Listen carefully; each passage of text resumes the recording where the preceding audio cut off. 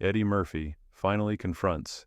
Diddy reveals, what about Diddy that haunts his 17-year-old daughter? They didn't expect him to come through the side door, not Eddie Murphy. Not on day 12 of the trial that had already shaken half of Hollywood's foundation. But there he was, suited, composed, and walking with quiet purpose.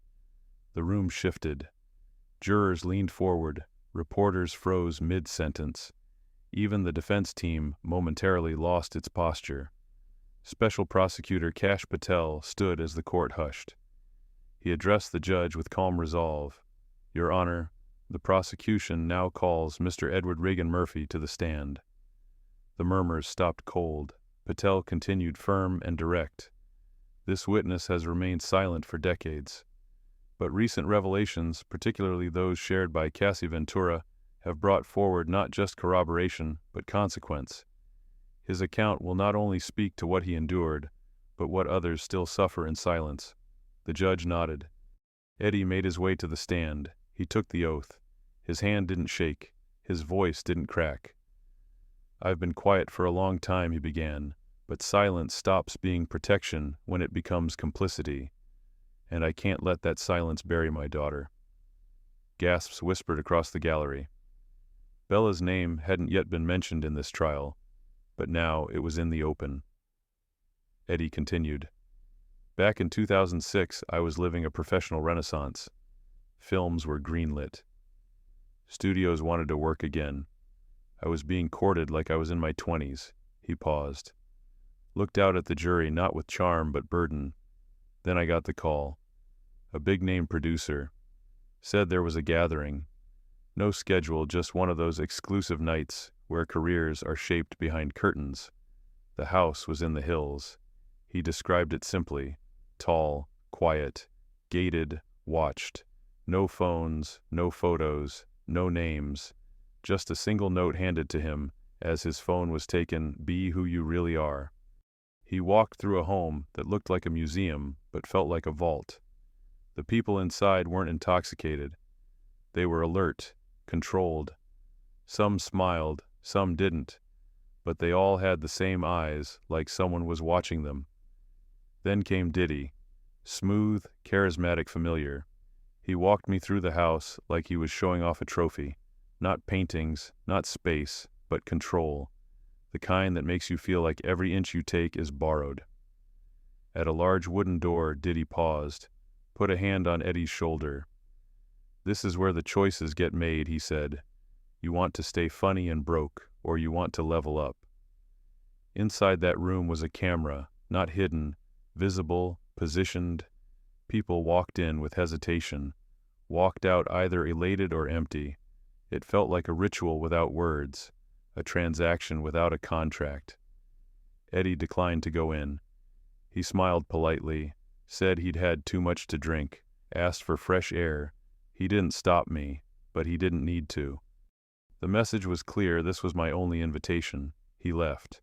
I didn't run. I walked like I still had control, but I knew I'd just shut a door most people never get to knock on. What followed wasn't immediate, it was slow. Meetings vanished. Scripts got lost. Directors who'd called him a genius now didn't return texts. It wasn't a blacklist. It was colder than that. No rejection, just silence. Eddie turned to the jury. I thought the silence was the price I paid for saying no. He looked toward the public gallery, but I was wrong. The silence wasn't the end of it. It was just the start. That's when he spoke about Bella, born in 2008, smart, quiet, talented. She'd always been drawn to performance, but Eddie never pushed. She found her own voice. And someone else heard it too. Last year she got a letter, white envelope, no return address, just a location in the hills and an invite to a white party. She told her family it was networking. She came back different. Pam Bondi, now sitting quietly behind Bella in court, was the first to notice.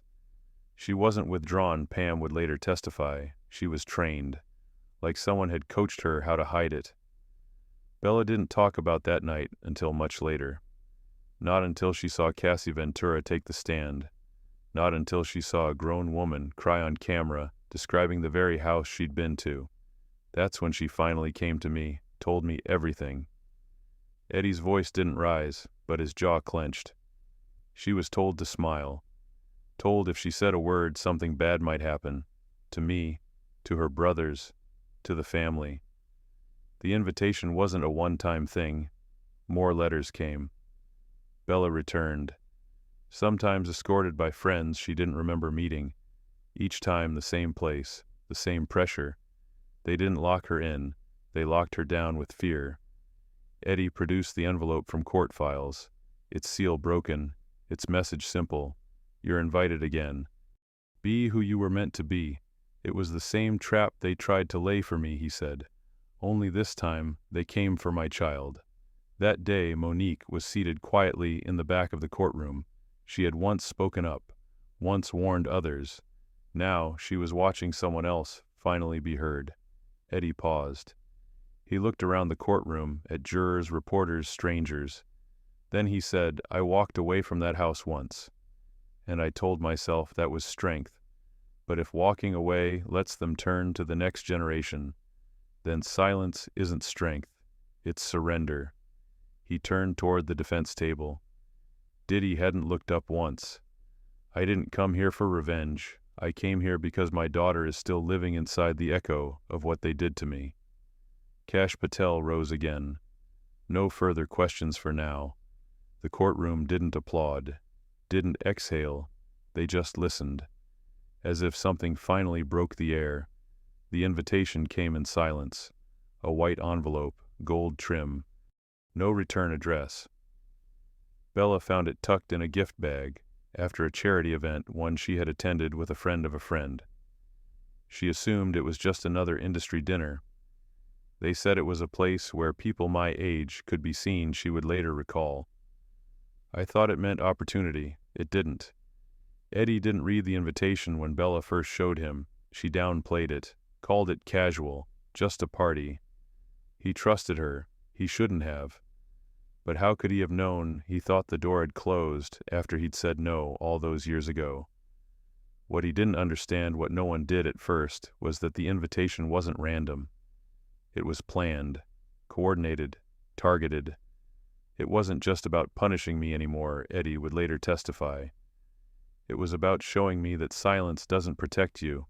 It just postpones the pain. Bella went to the gathering without telling anyone.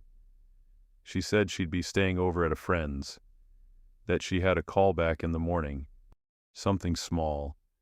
Inside it looked like elegance, people dressed in white, music low, lighting soft, but under the surface it wasn't a party, it was a presentation.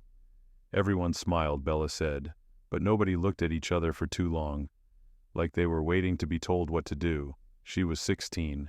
It was her first party. And it was Diddy who greeted her. He didn't introduce himself. He didn't need to. You're Murphy's girl, he said, touching her shoulder lightly. Welcome home. Bella tried to smile, to play along, but something felt wrong, something she couldn't explain. It wasn't what I saw. It was what I didn't see. No laughter, no freedom, just pressure, like I'd walked into something that already decided what I'd be. She tried to leave early. That's when a woman near the entrance blocked her. No one leaves before the experience, she said, handing Bella a glass. You came here to learn. Bella didn't argue, she just nodded. Because somewhere in her gut, she already understood. This wasn't a night to negotiate. She returned home hours later, quiet, shaken. She never told Eddie, not the first time, not the second. Not until she saw Cassie take the stand on national television. A woman she'd never met, but one whose story mirrored hers, almost frame for frame. That's when I realized, maybe I wasn't crazy, maybe I wasn't alone. It was Pam Bondi who noticed first. Pam, a legal advocate with no political agenda left, had been following the case. Quietly, methodically, she had spoken to other young women, some anonymous, some missing. Bella wasn't the first. She wouldn't be the last. When Bella finally spoke, it wasn't dramatic, Pam told the court. It was terrified. Like she didn't want to betray anyone, even the ones hurting her. Eddie was destroyed, not just by what had happened, but by how deeply Bella had hidden it to protect him. She told me they warned her that if she said a word, I'd lose everything again, that I might disappear, or worse, she would. At court, Cash Patel introduced the messages: voice notes, screenshots, cryptic texts from hidden numbers. Don't make noise, smile, and show up. That's all we ask. You don't want to be the reason your father's past becomes his future. The jury didn't flinch, because they'd already seen the first fracture days earlier. Monique had spoken of similar threats of being sidelined, after one refusal blackballed for choosing dignity over demands. They don't just erase your work, she'd said, they erase your voice. And when that stops working, they go after the ones who look like you. Bella looked like Eddie, too much perhaps. She was invited again, a second envelope, then a third.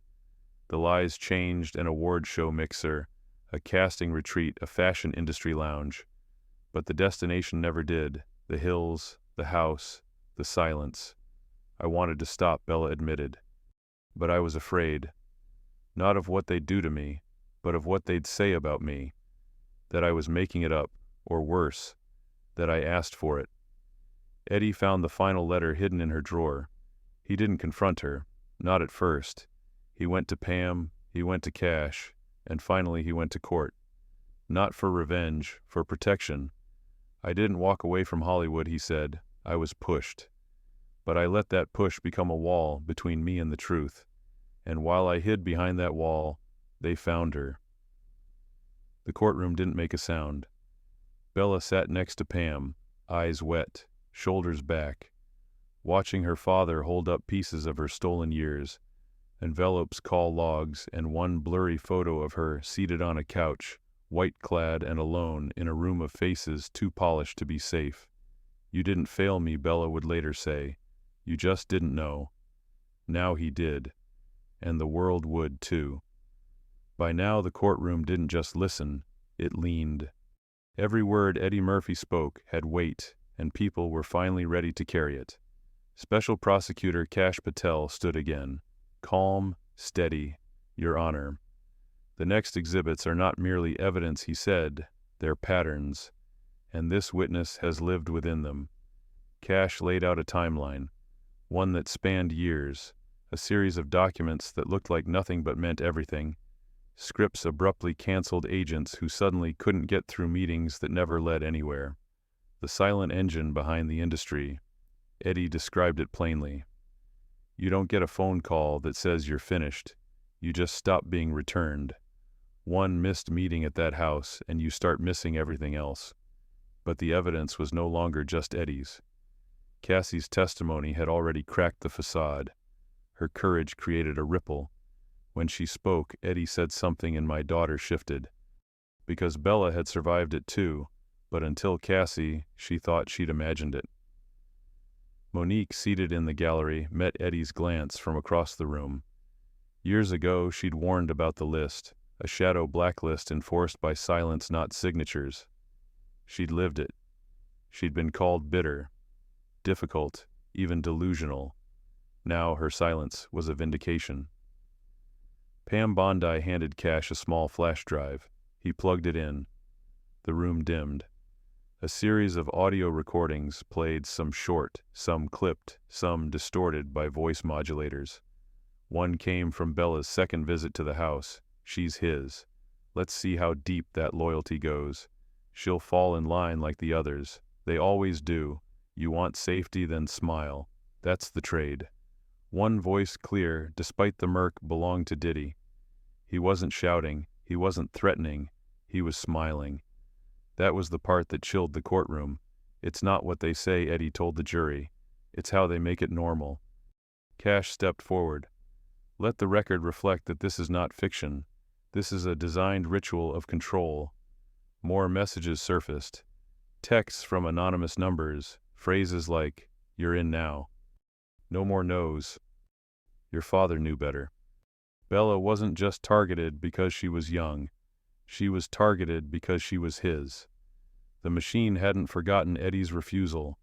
and now it wanted to collect. Eddie turned to the judge. They didn't just punish me, they trained me to doubt myself. And when that didn't work, they found someone I couldn't afford to doubt.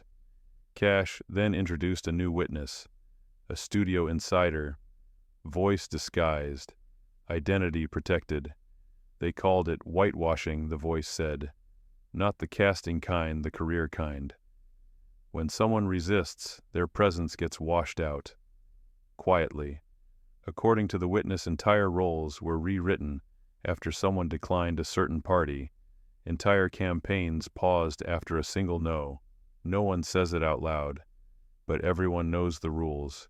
You show up once, you play along, or you never get invited again. One file detailed what insiders referred to as the circle, a group of powerful individuals whose approval meant success and whose dismissal meant disappearance. Eddie pointed to the list. Diddy's name was there. So was a studio head, a media mogul, a celebrity philanthropist, and in handwritten notes, Bella's name recently added. It wasn't about her talent, it was about legacy. They weren't just trying to break her, Eddie said. They wanted her to inherit the silence I escaped. In the gallery, Monique gripped the edge of her seat. She had seen this happen too many times. This was why she fought so hard to be heard before others had to bleed to be believed. And Cassie, now sitting behind the prosecution, quietly wept as Bella looked back and gave her a nod. The wall had cracked, and through that fracture the truth had started to leak. They always say the industry runs on talent, Eddie said. But talent doesn't scare them. Integrity does. Cash turned to the jury. This isn't just about a party. It's not about one man. It's about the system that protects men like him, and the ones who still haven't come forward. Eddie looked out across the room one final time that day. I didn't come here to resurrect my career. I came here because if I didn't speak, then everything I've taught my children about courage was a lie. The judge called recess. No one moved for a full 30 seconds. Then Bella stood. Pam Bondi rose beside her, and slowly, row by row, the courtroom stood in silence. The following morning, court resumed under gray skies. No cameras were allowed inside, but outside, the press had already declared it the trial that cracked the silence. A silence built on whispers, favors, and fear. Now the courtroom had become a confessional. Eddie Murphy returned to the stand, not because he was subpoenaed, but because Bella asked him to finish what she started.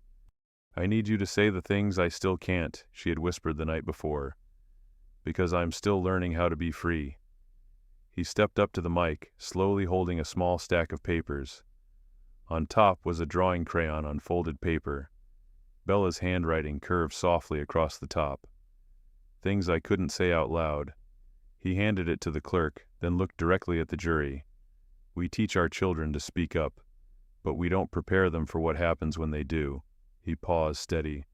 I thought walking away from that house years ago was strength, but when I stayed silent, I left the door open, and they found her. Cash Patel took the floor again. His tone was sharper now, focused. Mr. Murphy, were you ever contacted directly or indirectly after your daughter's first visit? Yes, Eddie said quietly. Once, a phone call, no voice, just music, and then one line. He inhaled.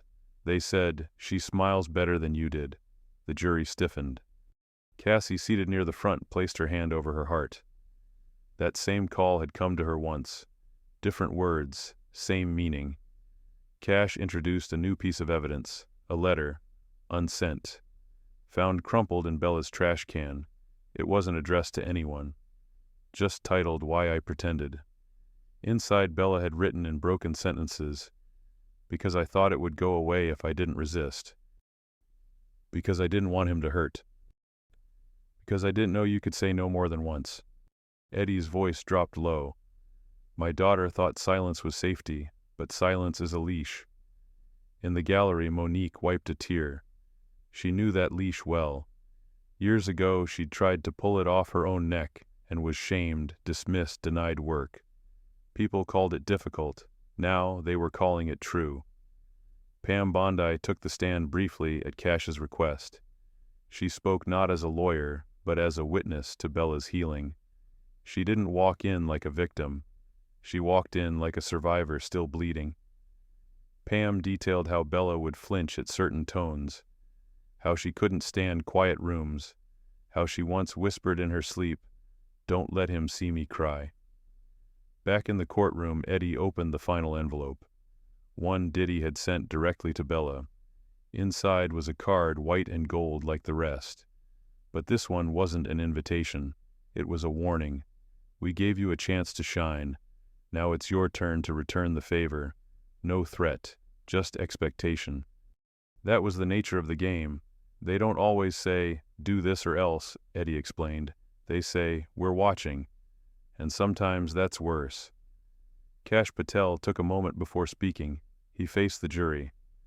"Ladies and gentlemen, this case isn't about party invitations. It's about power disguised as opportunity. It's about victims who were never supposed to be heard." He nodded toward Bella. "And now they are." A murmur spread across the gallery, not outrage, but reverence, a sense that something invisible had just been named. As the court adjourned for the day, Eddie stepped down from the stand. He didn't look at Diddy. He looked at Bella. She stood near the exit beside Pam Bondi's shoulders, square eyes wet but unbroken. And in the back, Monique rose silently. She didn't speak. She didn't need to. Because what had once been her battle alone was now a movement. Court resumed to a different kind of silence. Not fear, not tension, reverence. By now the gallery was full before the doors opened. Reporters no longer shoved for angles. They sat quietly, pens down, listening for something that had taken decades to be spoken. The judge gave a nod. The day would begin with rebuttals. Cash Patel rose from his seat at the prosecution table and turned to the jury. "Before we close, you will hear the voices that helped maintain this silence, and the ones who now choose to break it." The defense team requested a brief sidebar. Then they shocked the courtroom. "Your Honor," one of Diddy's lawyers said flatly, "we waive our right to cross-examination. No questions for Mr. Murphy or any of today's witnesses," the gallery murmured. Diddy sat still, eyes fixed on the table, jaw locked. It wasn't defiance, it was retreat. Cash Patel didn't flinch. He continued presenting. Today's evidence wasn't graphic. It wasn't loud. It was what the system feared most: pattern. Studio emails. Contract terminations without cause. Names flagged quietly on casting lists under the phrase, "not aligned." A former junior agent took the stand anonymously. Voice altered, face blurred. "There's no blacklist on paper," they said. "But we know who not to bring into meetings, who not to mention by name. You don't need a memo. The silence tells you."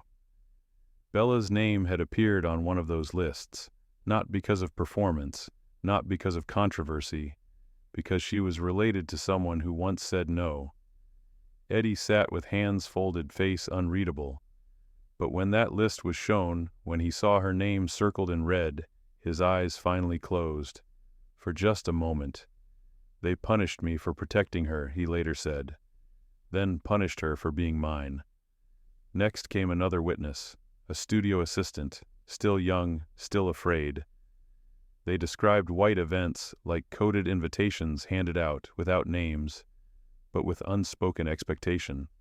You show up once, and if you play the part, you'll be fine. If not, you stop getting calls. Then came the voice everyone had been waiting for. Monique took the stand. No disguise, no fear, just truth. "I've been saying this for years," she said, "but back then they called me ungrateful. Said I was crazy, difficult. Now they call it courage." She spoke not just for herself, but for everyone erased between headlines. We weren't forgotten. We were filtered out. As she finished, Cash Patel nodded solemnly. "Thank you for surviving long enough to be heard." Then he turned to the judge. "Your Honor, before we close, we ask to submit final correspondence between the defendant and Ms. Bella Murphy." Inside the packet transcripts of Diddy's direct messages, short, sharp, and deliberate. "You want to work in this town, you start with trust. You have a legacy to protect. Don't waste it. If your father couldn't finish the climb, maybe you will. No threats. Just pressure. And in that pressure, a contract without a signature. Pam Bondi approached the bench quietly. She handed the court clerk a sealed folder. Inside were Bella's own photographs, taken after each visit. Not by choice, by surveillance. She didn't know they existed until Pam showed them to her. She asked me one thing, Pam said softly.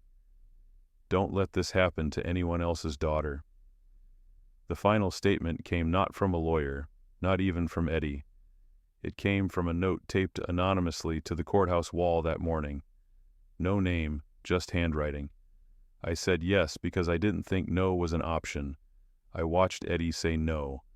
I watched what it cost him. I thought silence would be safer. I was wrong. Signed, simply, one of many. The judge leaned forward.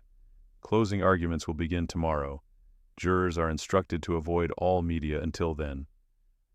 As the room emptied, a small gesture happened in the back row.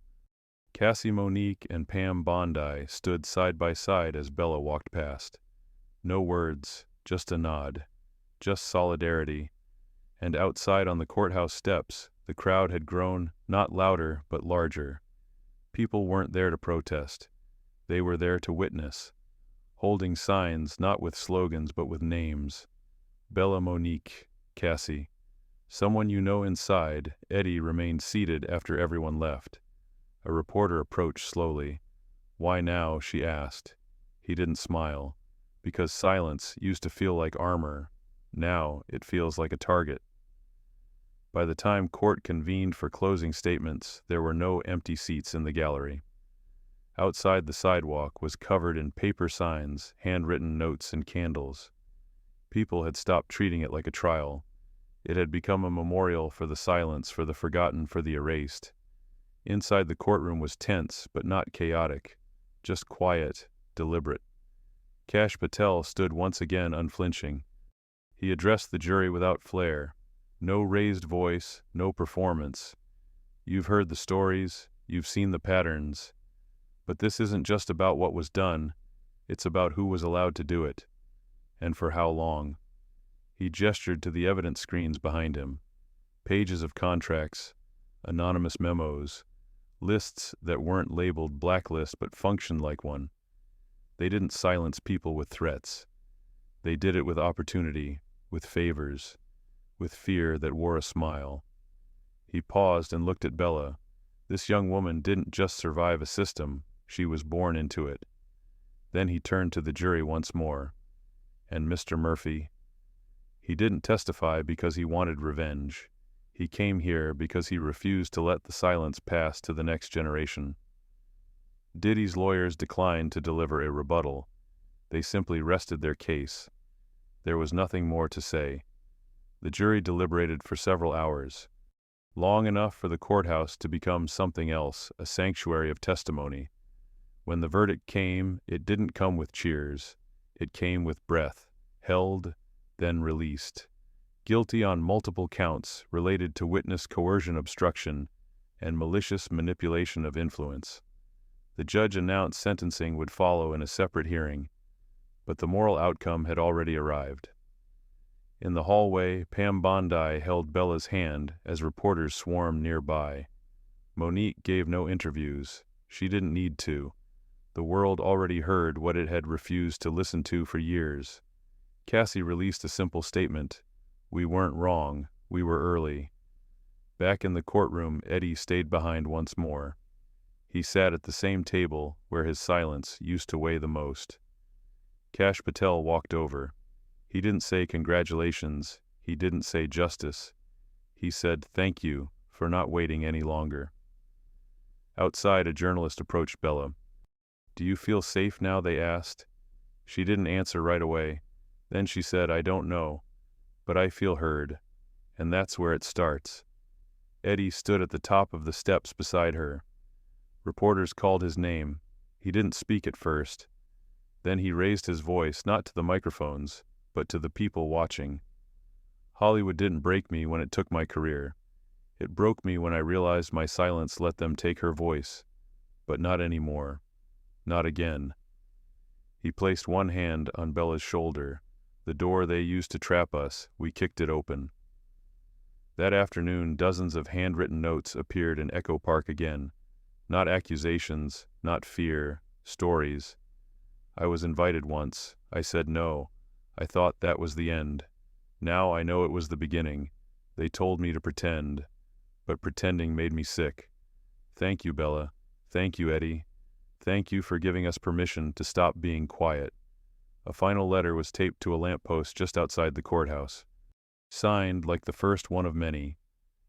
They wanted us to believe we were isolated, that we were weak, that we didn't matter. But it only took one person standing up for others to remember how to stand. Now we remember. Inside the courtroom, the judge removed his glasses and said what no one expected to hear from the bench. This wasn't just a case. This was a mirror. And it's time the industry decides what it wants to see in its reflection. The court was adjourned, but the reckoning was only beginning.